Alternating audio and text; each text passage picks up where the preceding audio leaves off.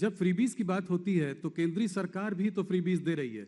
कहीं ऐसा जैसे कि फ्री राशन दे रहे हैं आप, उसकी आपकी व्यवस्था बनी हुई है, फ्री सिलेंडर आप भी दे रहे हैं, तो इसको आप कैसे देखते हैं? क्या ये फ्रीबीज नहीं देखिए, है? दो चीजों में तत्वतः फर्क है।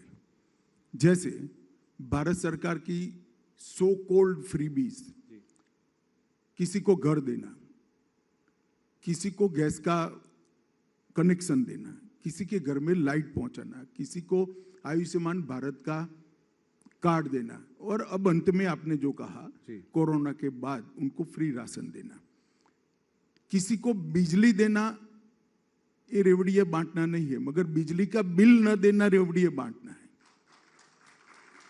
किसी को घर देना मैं नहीं मानता रेवड़ी बांटना है, ये इसके जीवन स्तर को उठाने का प्रयास है। जो आजादी के 70 साल तक कांग्रेस ने 60 साल तक शासन किया वो नहीं कर पाए, वो हम करें।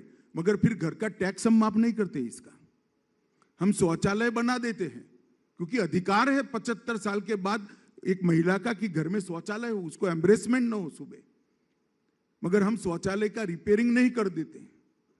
और जहां तक मुफ्त में अनाज देने की बात है, आप सभी को मालूम है, पूरा देश जानता है, पूरी दुनिया जानती है कि कोरोना के बाद एक लिंगरिंग फेज में स्लो डाउन रहा है, जिसकी सबसे बुरी असर किसी पर पड़ी है तो देश के गरीबों पर पड़ी है। सोसाइटी का कोई भी सेगमेंट कुदरती आपत्ति के कारण, महामारी के कारण अगर किसी भी तरह से प्रभावित होता है तो शासन की जिम्मेदारी है, नैतिक जिम्मेदारी है इसको मदद करना। जैसे बाढ़ आती है, सूखा आता है, साइक्लोन आता है, तो हम मदद करते, वो फ्री बीज नहीं है, उसका सपोर्ट है। तो ये दोनों को मिक्सअप नहीं करना चाहिए।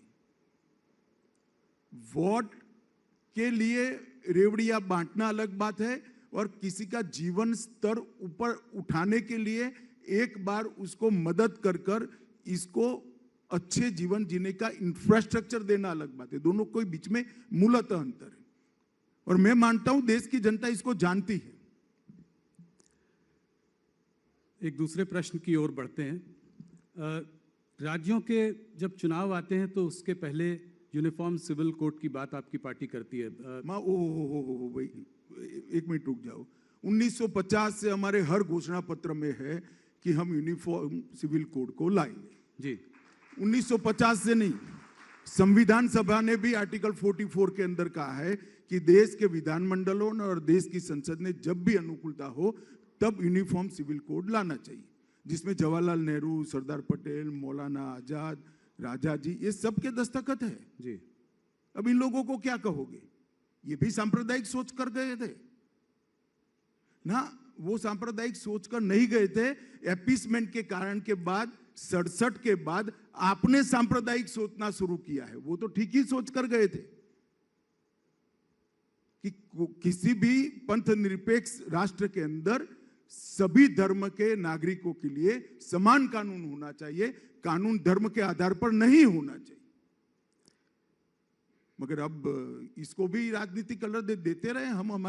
हमने हमारे जनसंघ के समय से ये हमारा घोषणा पत्र का वादा है जिसको हम पूरा करते हैं। ऐसा नहीं है कि सिर्फ ये क्यों, हमने कहा था राम मंदिर बनाएंगे, मोदी जी ने इसका भूमि पूजन कर दिया, और 2024 का आप टिकट निकलवा कर रखना, जनवरी का भव्य राम मंदिर अयोध्या में आपको दिखाई पड़ेगा।